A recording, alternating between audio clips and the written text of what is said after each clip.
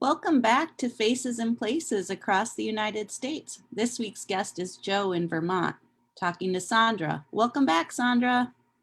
Hello, thank you, Melissa, and welcome everyone to our web chat, Faces and Places across the United States. My name is Sandra and I'll be your host today. Today I'll be talking with our guest, Joe. Hi, Joe. Hey, Sandra, I'm happy to be here with you. We are very excited to have you here in our American English at State Facebook page. We are delighted that you have joined us for this web chat. Before we begin, let's ask our audience, where are you joining us from today? Please let us know in the comments box. Joe, thanks again for being here. Let's get started. Why don't you tell us a little bit about yourself? Where are you from originally and where do you live now? Well, I was born and raised in the northeastern United States. If we take a closer look at the map, you'll see that there are 6 small states sort of in the top right-hand corner. And I think we have another view of those. They are Vermont, New Hampshire, Maine, Massachusetts, Connecticut, and Rhode Island. And together, they're known as the New England region. And I lived in the western part of Massachusetts, about 50 miles away from Boston. Later, my parents moved to Connecticut, and then I went to university in Rhode Island. So I'm a New Englander. After university, I went out to the West Coast. I lived in Southern California in the Los Angeles area for a number of years, teaching in colleges and universities there. But then I returned to my roots in New England and moved back east to Vermont. Oh, wow. Look at that. So you went from one coast of the United States to the other coast of the United States several times. So we're very excited that you have joined us today, Joe. I wanted to let you know where people are joining us from today. Okay, so we have people watching us. We have Safar saying hello from Pakistan. We have Noer saying hello from Indonesia. We have Rowena saying hello from the Philippines. We have Ali saying hello from Iraq. We have Erin saying hello from, doesn't say where from, but from Vermont. We have Wanda saying hello from the Dominican Republic. We have Youssef saying hello from Morocco. We have Deuthi saying hello from Vietnam. Roman from Ukraine, Nancy from Honduras, Shamina from Bangladesh, Aunura from Kyrgyzstan, and Euclides from Colombia, just to name a few. So we have people who are joining us from all over the world today. Wow. We also asked our audience if they had any questions for you today ahead of this episode. And we had so many interesting questions. We'll share some here today. How many US presidents originated from Vermont? Is Vermont the smallest state in the US? Have you presented for the American English webinar series? Do you have any distinctive food from the US? And also, happy to hear from you, they're saying, and who is your role model? So we have a lot of questions for you today. We're gonna get started and we'll come back to these questions later. So let's look at Vermont. I don't know much about Vermont, so I wanna start with asking you, do you know what Vermont's nickname is? And do you know why? Yeah, well, Vermont's nickname is the Green Mountain State. And the reason is because there's a small range of mountains that goes through the state from the north to south. They're not really terribly large mountains, but it does make it a little bit difficult to get from one side of the state to the other side. But on the other hand, it means in the wintertime, we have really good skiing here when it snows. Look at that, that's beautiful. Beautiful to see all the mountains around. So here in Washington, D.C., the weather is a little cloudy and a little cold today. But I want to know about what the weather is like in Vermont all year round. Can you tell us a little bit about it?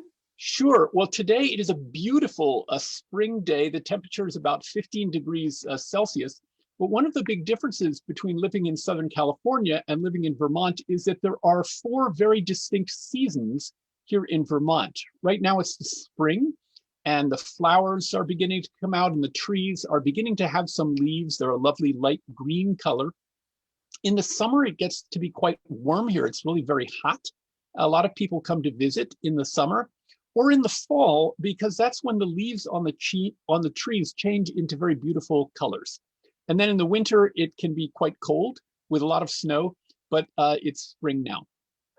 Oh, that looks beautiful. Look at that. You can really see how different each season is there. But right now you said it's spring, and I know something really cool happens during spring season. Can you tell us a little bit about what's going on in Vermont? Yes, well, right now and in the early spring, something very interesting is happening. I told you that there's some trees that change color in the fall, and the prettiest trees are called maple trees. And in the spring, when the leaves begin to come out, these trees produce a kind of liquid called sap. And farmers make small holes in the trees to extract the sap, which is sweet. And then they boil or cook the sap to reduce the amount of water in it. And when they're finished, it's a very sweet and a very thick liquid. We call it maple syrup. And people especially enjoy it on pancakes and on waffles. I actually had some this morning. And even though Vermont is one of the smallest of the United States, we are the #1 producer of maple syrup. I have to say that I love maple syrup, and I only like the original maple syrup that actually comes from the maple trees. Yeah, in some places you can go, there's a kind of syrup, but it's not real maple syrup. So you got to make sure you're getting the real thing. Definitely. And those pancakes look delicious. If you're just joining us, we are talking to our guest, Joe, who is currently in Middlebury, located in Vermont, and he is talking to us about his beautiful state. If you have any questions for our guest, please write them in the comments box. So one of the things that you mentioned is that there's a difference between California and Vermont, and you lived in both places. So tell us a little bit about what is that is different. Well, another one of the big differences between Los Angeles and the town where I live in Vermont is that this is a small town. The population is less than 10,000 people. And because of that, you get to know people very well when you're out walking or shopping or driving. And so people are very polite to each other here. If someone is trying to cross the street, the cars will stop for them and say, yeah, sure, go ahead. And also, perhaps because it's a small state, it's a very safe place to live. When we go out, we don't really lock our cars. We don't really lock our doors of our houses unless we're going to be away for a while. So it's very safe. On the other hand, there's not a lot going on. It's kind of quiet. I don't know if you've ever heard the idiom to roll up the sidewalks, which means that there isn't really very much that happens in the evening. But we do have events like our Memorial Day parade. You can see a picture of that over there on the right. And we're a small enough state that our state senator, Bernie Sanders, comes to town a couple of times a year. And I took this picture of him in the Memorial Day parade a few years ago. But you can see the streets can be pretty quiet. That is really nice. That is quiet, is safe, and that you meet famous people in the streets of your town. That is something really cool. And I really like the picture too. You said it's the picture during the band. Yes, if you look there on the right, you can see that that's really the same view of the same part of the street, but one is in the summer at the end of May, and the other is in December. So there's really quite a difference when the leaves are off the trees and the snow is on the ground. Yep, you can definitely see that they're different. Let's talk about fashion. I'm curious to hear about the fashion in Vermont. Well, I mentioned that it gets kind of cold in the winter. And the people in Vermont tend to dress very casually. It's not a very formal place. And the most important thing is to keep warm. So to keep warm, many people wear a kind of a thick cotton called flannel. I don't know if you can see the shirt that I'm wearing today. It's a flannel shirt. The material is very soft and warm. And it comes in all kinds of different designs. I like the plaid design, like you can see in the picture here. And then people also often wear a kind of a top called a fleece. And fleece originally came from sheep, but now it's made from artificial materials, from recycled plastic. And these come in lots of different colors and designs. And I see that you're wearing a flannel shirt today. That's right. I have my flannel shirt on. Looks wonderful. So tell me a little bit about some of the things that you like to do in Vermont. Well, Vermont is a great place to spend time outdoors. People like to go hiking in or for walks in the woods and the hills. I like canoeing, which is a kind of boat that you move through the water with a paddle. There's some people who like to come to Vermont and go fishing on the lakes or in the rivers. My son is a big fan of disc golf. You can see a picture of him playing disc golf here on the left. Have you ever played disc golf, Sandra? No, I haven't, but it looks like something fun. Tell me about it. It's kind of like regular golf, but you play it with a frisbee, you know, a plastic disc, and you throw it and try to get it into that basket. My son's pretty good at that. In the wintertime, we have skiing here, different kinds of skiing, downhill skiing, cross-country skiing. And then during the pandemic, when it was really hard to go anywhere, everybody needed to stay pretty close to home. And we've done a lot of gardening, growing flowers and vegetables. Wow, it looks like you definitely did really well with gardening, growing lots of vegetables. Looks very good. Tell me a little bit about festivals. I know you mentioned parades and other fun events. Are there any special festivals you attend? Yes, our favorite summer event is here in Middlebury, Vermont. It's called the Festival on the Green.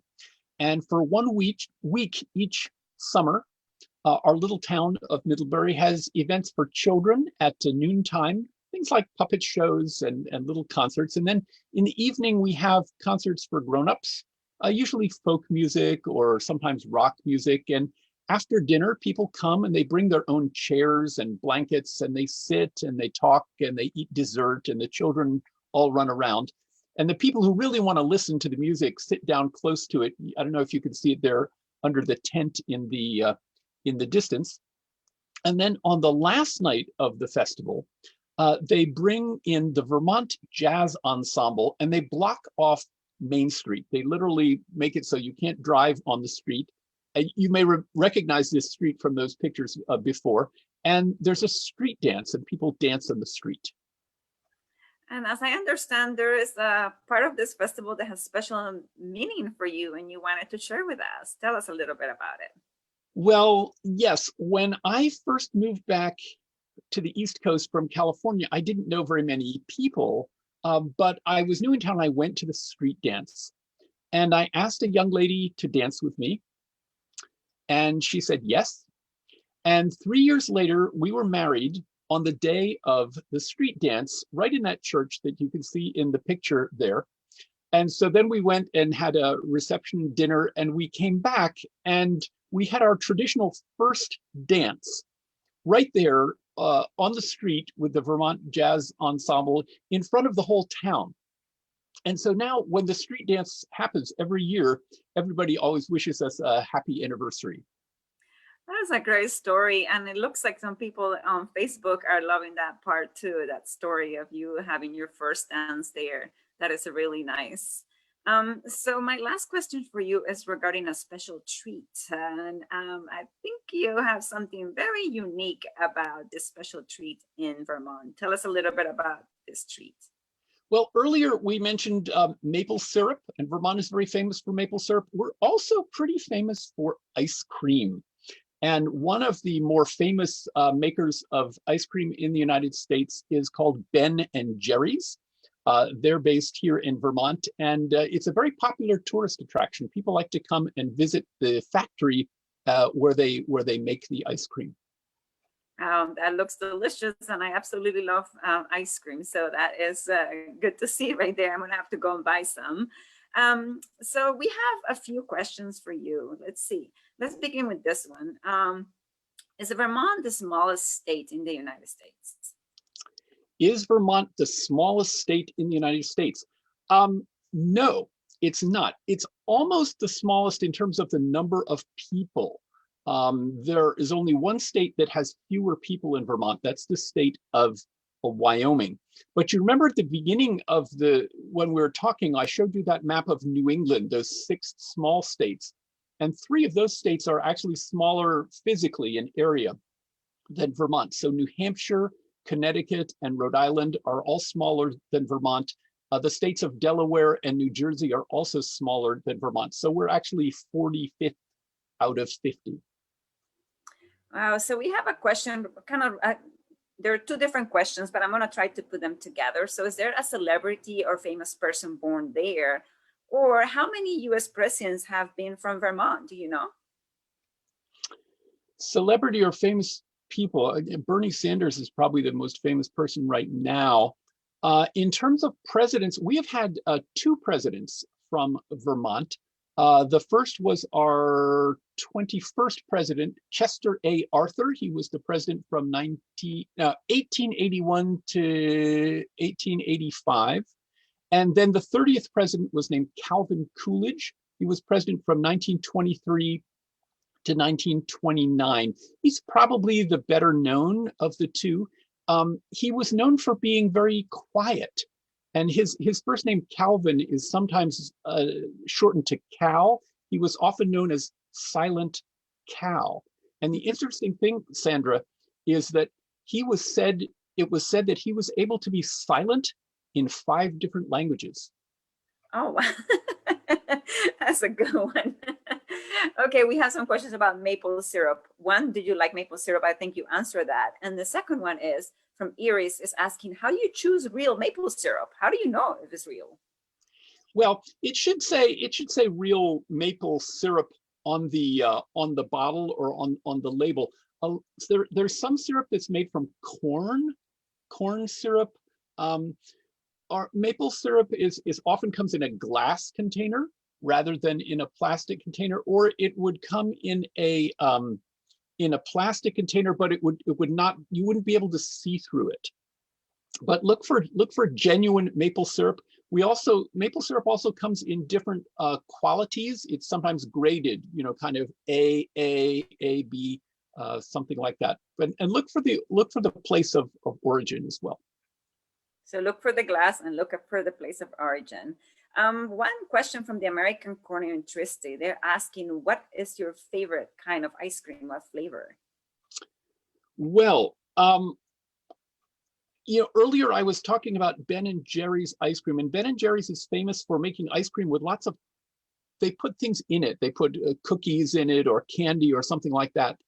And I'm a purist. I don't like ice cream with stuff in it. I like simple, plain ice cream. I like coffee ice cream. That's probably my favorite flavor. I like coffee and I like ice cream. So I think I would like coffee ice cream as well. We're running out of time, but I do have a question. I don't know if you know this or not, but I'll try. Salome is asking, are there any famous educators from Vermont? Do you know? Famous educators in Vermont. Probably there's several. One who came from my town was named Emma Willard. Emma was one of the first people who put together special schools for women, for young women, quite early, maybe over 100 years ago. There was also a well-known educator named John Dewey, and Dewey had formative ideas in education and is commonly referred to in libraries these days. So those are some of the well-known educators. Oh, wow, that's really interesting. Thank you so much for sharing. Unfortunately, we're running out of time, and everybody's loving this conversation today. So we'll hope to be able to continue it on Facebook. But we want to thank you, Joe, for sharing your story with us today. Thanks, I had fun. We also like to thank our audience for such a lively engagement and participation. We hope you will continue to share your ideas through social media. Don't forget to check out our amazing resources to help you practice English. You can check out our Facebook page, YouTube channel, and our website, americanenglish.state.gov. And thanks again, everyone, for joining us. Thank you so much, Joe, for being here. My pleasure. And we look forward to seeing you again in a couple of weeks for our next session of Faces and Places across the United States. We encourage you to continue to engage with our community virtually like you have done today. Bye, everybody, and thank you for watching.